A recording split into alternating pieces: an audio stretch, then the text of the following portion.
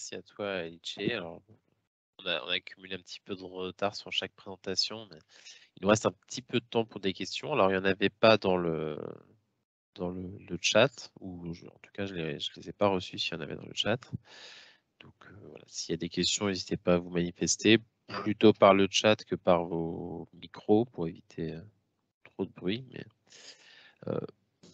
Moi, j'ai peut-être une première, enfin, c'est une question ou une remarque pour l'ensemble des intervenants. Alors, peut-être qu'on peut commencer par Alice. Est-ce qu'on a une idée un peu du surcoût en termes de temps qui est nécessaire pour l'installation de la géothermie? Donc, par exemple, sur Enertoon, sur les parois moulées à Rennes, et puis après sur les pieux, voilà, est-ce qu'on a une idée du temps de chantier que ça fait perdre, entre guillemets, si ça en fait Ouais. perdre? Alors je peux parler du cas de Enertune parce que j'ai participé de façon active à l'installation sur le chantier, et même avant pour l'installation des tubes à l'intérieur des voussoirs. Alors c'est clair que dans notre cas, c'était un site expérimental et on a installé à la main nous-mêmes, les tuyaux à l'intérieur, des voussoirs, donc c'est clair que ça a pris un certain temps. Il y a sûrement moyen de Alors, rendre le processus industriel, disons, et donc de gagner, du temps de ce côté-là. Puis nous, c'était aussi, alors, excuse-moi, ça, c'est de la préfabrication quelque part, ça te fait pas forcément perdre tout du à fait, temps ouais. en phase opérationnelle. Et ma Disons qu'il y question a portait plus sur la préfabrication. phase opérationnelle. Ouais, OK. Disons qu'il y a la phase, préfabrication aussi, qui a un timing à respecter, on l'a Bien bien sûr. vu, mais voilà. Non, oui, en ce qui concerne le chantier, je pense que l'impact est inférieur même par rapport à la phase de préfabrication. Au moins, c'était le cas pour nous dans le sens que les voussoirs ont été transportés de l'usine au chantier exactement comme tous les autres voussoirs et ont été installés, parfaitement avec la même procédure, avec le même timing, comme si c'était, comme tous les autres anneaux en fait de renforcement. Donc ça n'a pas, rajouté du temps. Bien sûr, il y a la phase ensuite de connexion hydraulique dont j'ai parlé dans la présentation. Donc ça doit être fait, il faut être coordonné avec l'avancement du tunnelier, bien évidemment, parce qu'il faut que le backup du tunnelier soit encore sur place pour pouvoir accéder à la partie supérieure du tunnel. Donc qu'il ne soit pas trop avancé, mais qu'en même temps, la partie vraiment qui positionne les voussoirs soit passée. Donc, dans notre cas, c'était en plein milieu de la nuit, donc c'est à ce moment-là qu'on a fait les connexions hydrauliques. Honnêtement, je pense qu'il y a moyen de rendre le processus plus «industriel» entre guillemets. Nous, c'était vraiment un site expérimental. Et je pense que d'ailleurs ce qui a été fait dans les cas de Londres, dans les différents cas en Autriche, où ils ont pu équiper différents kilomètres de tunnels. Donc forcément, je pense que c'est acceptable, en tout cas par rapport, au résultat ensuite. Ouais. Merci. Je ne sais pas si Hussein ou Julien veulent rajouter quelque chose, sinon je laisse la parole. Oui, je peux Oui. ajouter quelque chose parce que j'ai déjà fait l'installation de pieux géothermiques et donc en fait, vu que les cages, enfin les tuyaux sont installés sur les cages d'armature avant la réalisation de pieux, en fait, en termes de temps, c'est pas forcément gênant. Là, qui prend un peu plus de temps, c'est le recettage parce que ça doit être fait soigneusement pour ne pas endommager les tubes. Mais sinon, il n'y a pas une complexité énorme. La question qui se posait parfois quand on écoute les personnes qui interviennent sur chantier, enfin sur les phases de conception, c'est plus les locaux additionnels à rajouter là où on met la pompe à chaleur, etc. Donc c'est vrai que quand en phase amont, c'est pas anticipé tout ça, il y a un surcoût lié à ça, qui est certes minime, hein, bien évidemment, mais souvent ça a pu constituer un frein dans certains cas. Dire bon, on est partant, oui, effectivement, c'est intéressant, mais attendez, il nous faut un local. Quand on a visité, tu t'en souviens Alice, hein, quand on avait visité en Roumanie le site, c'est vrai qu'il y a un local relativement complexe dédié vraiment à toute la partie transformation et transfert de la chaleur avec les pompes, etc. Donc voilà, il y a peut-être effectivement un surcoût lié à ça. Encore une fois, qui est certes minime, mais ça peut constituer un frein. Après, Sur le terme de... Merci. Sur Baptiste, peut-être sur le surcoût, ouais. toi qui as instrumenté, enfin qui a équipé des dizaines de chantiers. Oui, ben, le surcoût de l'installation, il y en a pas vraiment beaucoup à mon sens, parce que si vous mettez un autre système, vous avez aussi le coût d'installation du système. Donc en fait, une fois que les pieux sont mis en place, comme on l'a vu tout à l'heure dans le cheminement horizontal, tout arrive dans le local technique.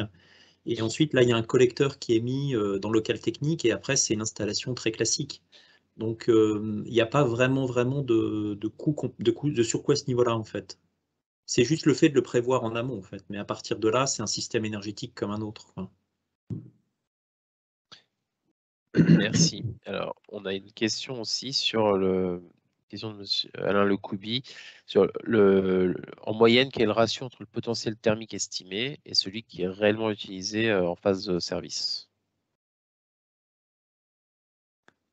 Je peux peut-être aussi répondre à cette question-là, mais je dirais que la réponse, c'est à peu près la même que quand vous faites un dimensionnement d'un projet, quel qu'il soit. En fait, le point, c'est qu'il y a toujours des marges de manœuvre qui sont mises par les différents interlocuteurs. Et les différents intervenants, pardon, vous allez avoir les puissances de relance, vous allez avoir la sécurité que va mettre le bureau d'études, etc. Et en fait, on se rend compte qu'il y a souvent pas mal de sécurité au niveau des puissances. À l'inverse, parfois, dans les calculs réglementaires sur les consommations, là je suis plutôt sur les consommations, elles peuvent être sous-évaluées. Donc c'est pour ça que dans un certain nombre de projets de géothermie, en fait, on ne met pas forcément toute la puissance en géothermie, mais on a une relève ou un appoint qui permet d'éviter de surinvestir dans l'installation. Et comme ça, on va prendre en compte le fait que dans la majorité des cas, les projets sont surdimensionnés au niveau des puissances. Et au niveau des consommations, normalement, on est à peu près bien dans les clous. Et le cas échéant, cette relève, elle peut assurer justement un écart qu'il y aurait au niveau des consommations. Donc c'est quand même une bonne façon d'optimiser les systèmes et d'éviter d'avoir des systèmes trop importants, alors que dans 80% des cas, en revanche, on constate que tous les systèmes de production sont surdimensionnés. Mais surdimensionner un système de géothermie qui est quand même plus coûteux qu'une chaudière au gaz, c'est dommage. C'est plus coûteux qu'une chaudière au gaz, mais les cas qu'on a vus dans la littérature montrent qu'on a quand même un retour d'investissement d'à peu près 10 ans, parfois même moins. Sur des grands projets, on a des retours d'investissement. Ah, tout à fait, oui. Je n'évoquais pas le tour de retour sur investissement. J'étais juste là sur des problématiques de dimensionnement par rapport aux puissances et aux consommations. Mais effectivement, il y a des temps de retour qui sont intéressants. Alors, a fortiori, avec l'augmentation du coût de l'énergie en ce moment, qui fait que ça a un impact direct sur les temps de retour. Et puis, il y a également le fait que maintenant, peut-être, ça n'a pas été évoqué, mais c'est pris en charge par le fonds chaleur, donc qui est un fonds de subventionnement de l'ADEME, donc qui finance une partie des installations qui est relativement significative. Donc, tout ça contribue à diminuer d'autant les temps de retour. Merci beaucoup. Et puis, il y a une question qui est peut-être en partie liée sur les limitations qu'on a puisqu'on perturbe l'environnement. Puisque quand vous mettez des structures thermiques dans l'environnement, vous le perturbez de la même manière que si c'était des sondes géothermiques classiques. Et voilà, quelles sont les recommandations ou réflexions en cours pour éviter ou limiter les conflits d'usage et les incidences sur l'environnement? Alors, générique. je peux peut-être répondre à cette question également. Donc en fait, dans la réglementation, quand vous faites un projet de géothermie, alors c'est plutôt pour la nappe, mais ça pourrait éventuellement s'appliquer aussi sur les projets dits en boucle fermée, dans lesquels on a les fondations géothermiques. Vous ne devez pas avoir un impact de mémoire, hein, mais de plus de 2 ou 3 degrés à 200 mètres du site. Ça, c'est la réglementation. Donc, tant que vous démontrez que votre projet n'a pas d'impact supérieur à plus de 2 ou 3 degrés dans ce rayon d'action autour du projet, en fait, vous pouvez faire votre projet. Et la philosophie actuelle en France, c'est un peu la philosophie du premier arrivé, premier servi, qui vaut ce qu'elle vaut, mais qui a le mérite du bon sens.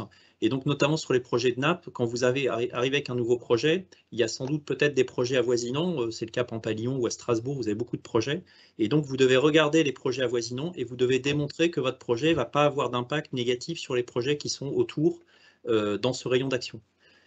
Ça pourrait s'appliquer pour les puits géothermiques, mais dans les puits géothermiques, a priori, comme on est dans le sol et qu'il n'y a pas forcément de nappe, l'impact il est extrêmement réduit, puisque là, on ne va pas avoir de phénomène de dispersion comme on l'a dans une nappe phréatique.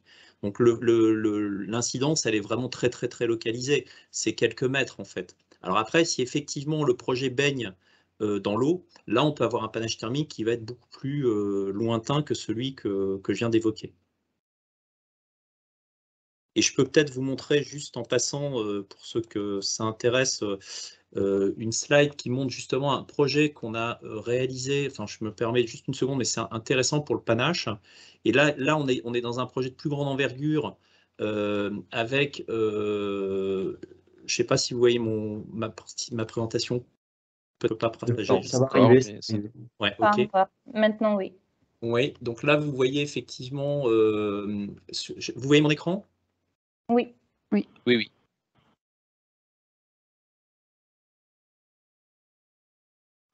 Mais on t'a perdu par contre. Ouais.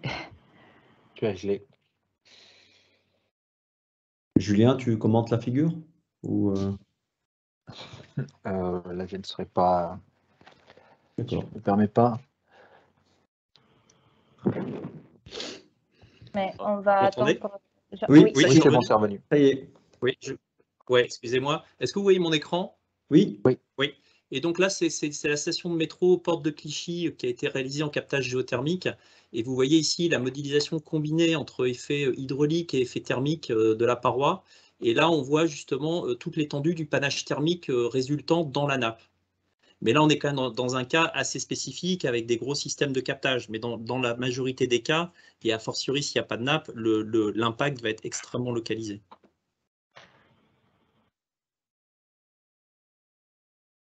Puis, pour compléter ce que Jean-Baptiste vient de dire, c'est plus une problématique pour les parois géothermiques, pas forcément pour les pieux. Les pieux ont un impact plus petit et en plus, ils ont un impact plus petit dans l'environnement que même les sondes, parce qu'ils sont plus courts. D'habitude, on fait des pieux qui font 10, 15, grand max 20 mètres. Et on va les équiper, disons, dans 12 mètres, ou même parfois on les équipe sur toute l'auteur, mais pas tout le temps. Le retour d'expérience qu'on a eu sur le projet que du coup on a fait ensemble avec Jean-Baptiste Bernard, c'est que si le bâtiment a déjà une bonne enveloppe, la consommation est plus petite que ce qui a été prévu à la base. Du coup, cette SOR est toujours en opération. Nous sommes toujours en train de récupérer des données sur site. Et en fait, le résultat, c'est que il n'y a pas beaucoup d'interaction, même entre les pieux équipés et non équipés. Et la plage de température est de l'ordre de 50% de ce qu'on a prévu. On avait fait un calcul pour un delta T de 10 degrés. En fait, on est plus autour de 5 degrés. Et ça pour couvrir 100% des besoins énergétiques de bâtiments d'exploitation. Si je peux rajouter quelque chose, une recommandation dont on parle aussi parfois, c'est que ce type de système peut être utilisé en hiver comme en été. Et donc éventuellement, par exemple, en cas d'écoulement très faible, si on peut avoir une augmentation de la température importante dans une certaine saison, après on peut la récupérer dans l'autre saison en équilibrant le système en mode été-hiver. Donc ça, c'est aussi ça aide encore plus à réduire l'impact en termes de variation thermique du sol. Ça, c'est tout à fait vrai. En fait, c'est ce qu'on fait à cette SOR. On utilise le système, un chauffage et un refroidissement. Le temps passe, donc je vais prendre une dernière question de Denis Branc et puis après on devra conclure. C'est une question qui porte sur les tunnels encore. Les calories qui sont récupérées avec les tunnels urbains, est-ce qu'elles sont destinées à être échangées avec les immeubles avoisinants? Parce que le tunnel n'a pas forcément le besoin de chaleur. Et est-ce qu'il y a déjà des installations en fonctionnement? Donc ça, on a un peu répondu avec le tunnel de Londres. Et est-ce que c'est applicable au tunnel en grande profondeur en montagne?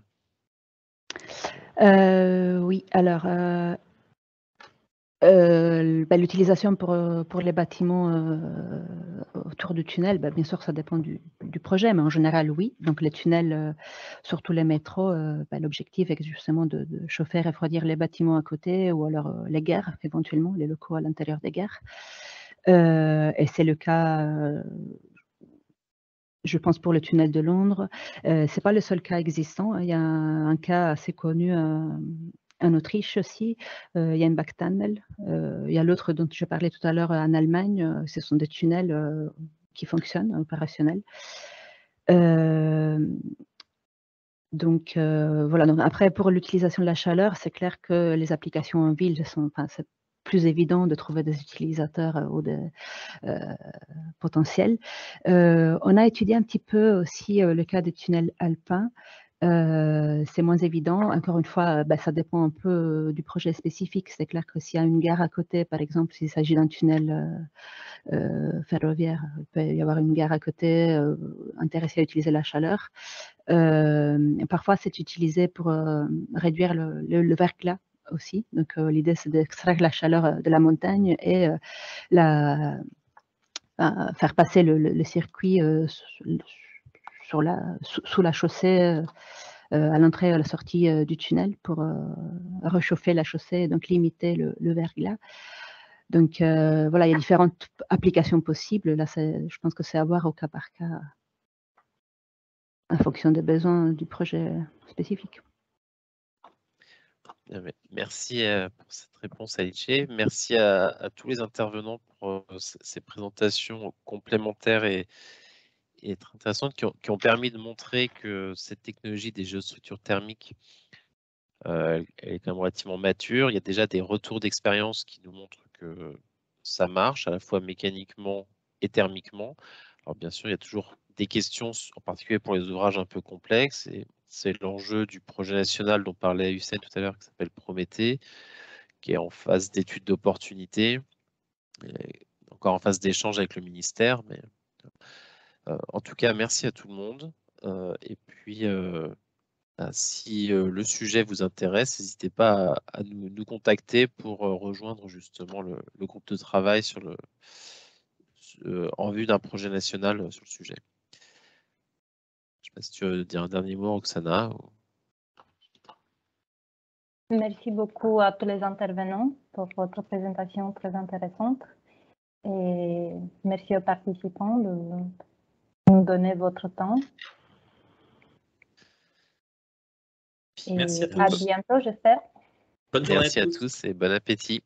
Bonne journée. Bon appétit à tous. Merci. Au revoir.